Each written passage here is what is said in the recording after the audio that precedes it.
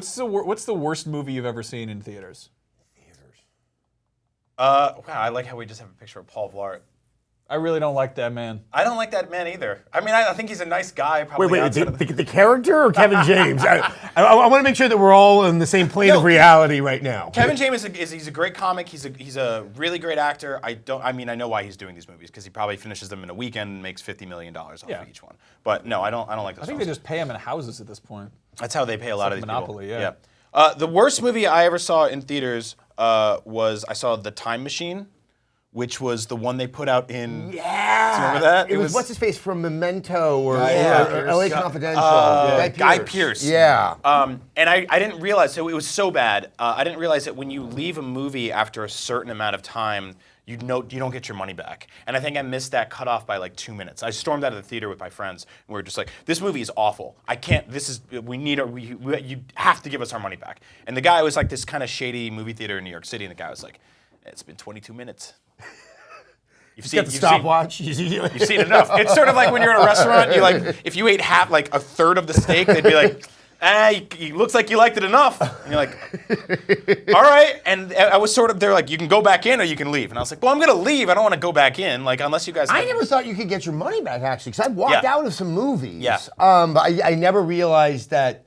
I just thought, well, you know what? It's kind of my scarlet letter, and the world now knows that So okay, let's see. I think the movie that I hated the most, where I had really high expectations, because I actually really like Michael Mann, and I actually read a positive review of the Miami Vice movie. And that was the most abominable, you feel like, most people were asleep while it was being made. Yeah, that's a really hard. Like I love the original Miami Vice. I feel like that was that movie missed a point. You can also pinpoint the moment that movie's just like, and that's when Crockett orders, "I'll have a Bacardi mojito," and you're like, no. Shut up. No one's ever done that. Nobody does wouldn't get a Bacardi mojito. There's a lot of just questionable decision making. I think a lot of people go. I went into that movie thinking like, oh, this is going to be like a 2-hour-long rap video. That's the way it's going to be shot. That's going to be awesome. And then like about 10 minutes in, you're like, oh, this is going to be a 2-hour-long rap video. God, I'm trying to think what the worst movie. So one of the worst movies I've seen in theaters, I'll say, was Spider-Man 3. But I forgot about also that. probably the single best movie-going experience I've ever had. Really? It was the most fun because I saw it in my hometown of Sonoma, and I knew probably 80% of the people in the theater.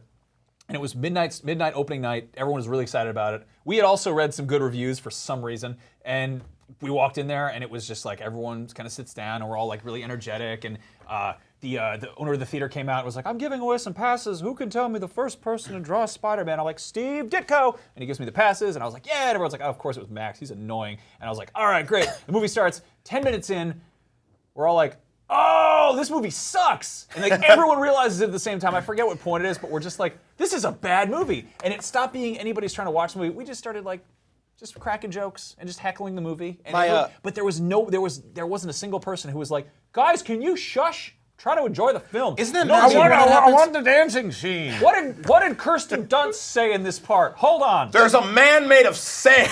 Okay, that's it. Okay, it is that one where Sandman cries and you're sitting there like, shouldn't that be mud? Yeah, and there's like mud streaks, like the mascara's coming down. They get like the boniest dude to play Venom, and it's just like, what are you doing? No, I had that with the Day After Tomorrow, which was sort of like, oh, I loved Independence Day. Yeah. It was from the Independence Day guys, and they're just like, what if the Earth got covered with all the weather? That one's pretty good. Was he right there from the Independence Day guys? He's like, well, hold on. I know. I hope you didn't ask for your money back on that one. No, I stuck around for the whole thing. So my brother and I went in. I was like home for Christmas break, and my brother and I decided the same thing that happened to Max, which is about 15 minutes in, the entire movie theater had this sort of epiphany of like, oh, this is bad.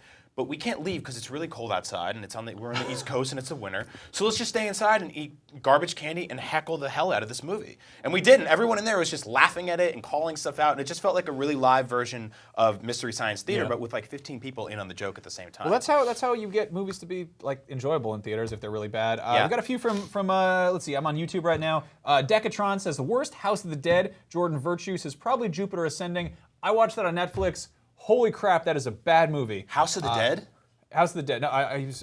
Jupiter Ascending. Did he? Oh, yeah, Jupiter's his name, because The House of the Dead was a movie in theaters for a minute, right? Yeah, no, that's also one of the bad movies. Yeah. Yeah, Apology says, worst movie in theaters? That's a tough one since I usually don't go unless it reviews well. Maybe Vantage Point. I was just talking about this movie the other day. It had Jack from Lost, and he has to stop the president from getting assassinated. But they filmed like 15 minutes of the movie, but then they filmed it from like 75 different perspectives. Oh, yeah. So it was like, what if you were the mailman? What if it was a cat in a wall? And it just kept cutting. You just kept Unravel seeing- the mystery.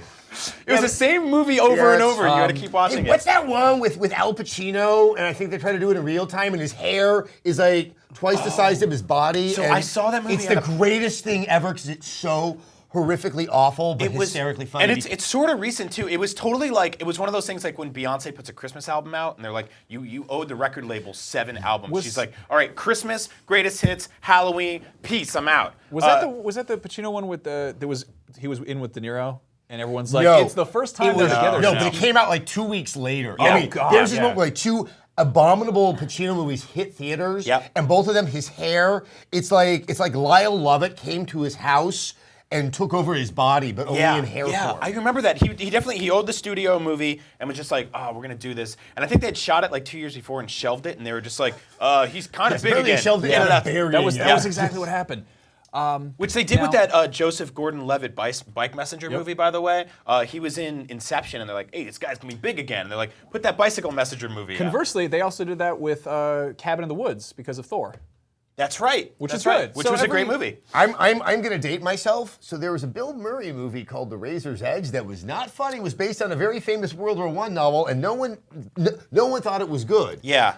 Ghostbusters comes out, and Bill Murray is now the most powerful man in Hollywood. So later in August, Razor's Edge gets released. And that's why you don't see Bill Murray in a movie for about another 6 or 7 years. Wow, that's crazy.